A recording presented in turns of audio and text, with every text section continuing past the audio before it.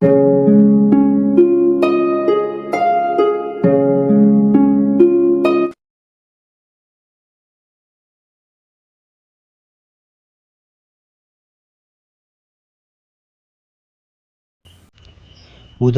গ্রামে ছোট্ট একটা মাটির বাড়িতে থাকতো রামু গাড়োয়ান, তার ছেলে মলয় ও তার স্ত্রী মিনি।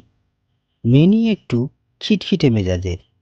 সাত সকালে উঠেই রামু গাড়োয়ানকে ফরমাশ করে দিল সে যেন তাড়াতাড়ি তার কাজে বেরিয়ে পড়ে গরু গাড়ি নিয়ে। আর রামুকেও ফরমাশ করে দেয় সে যেন বাজারে সবজি বিক্রি করতে বেরিয়ে পড়ে। রামু গাড়োয়ান যখন বেরিয়ে গেল, মলয় তখন তাদের গোয়ালের দুটি ছাগলকে খাওয়া দাওয়ার জন্য ঘাস দিতে যায়।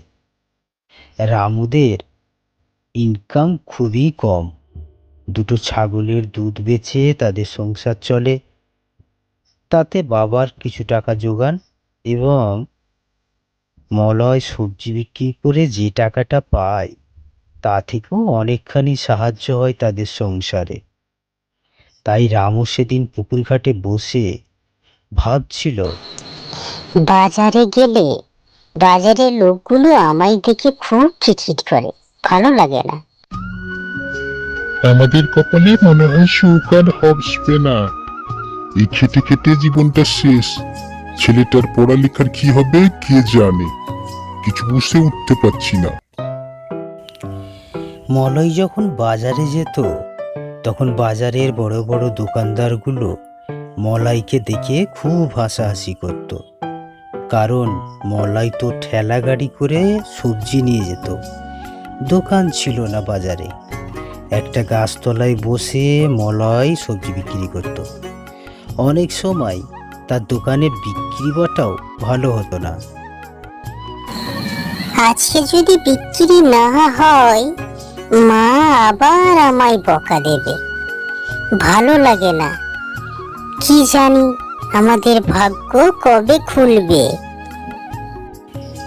মলয় সেদিন বাড়িতে ফিরতে তার মা আবার তাকে বকা দিল এই বলে যে এভাবে যদি রোজ রোজ সবজি নিয়ে বাড়ি ফিরে আসিস সংসার চালানো খুবই মুশকিল।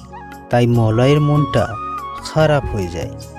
মলয় পুকুর পাড়ে জঙ্গলের কাছে গিয়ে বসে থাকে আর মনে খুবই দুঃখ পায় যে মা তাকে বুঝলো না, কারণ সে সবজি বেচতে গেলেও তার সবজি কেউ কিনতে চায় না। হঠাৎ যেন মলয়কে কেউ ডাকে। মলয় এদিক সেদিক তাকাতে থাকে, আচমকায় একটা পেতনি এসে মলয়ের দুঃখ শোনে এবং মলয়কে আগামী দিনে সাহায্য করবে কথা দেয়।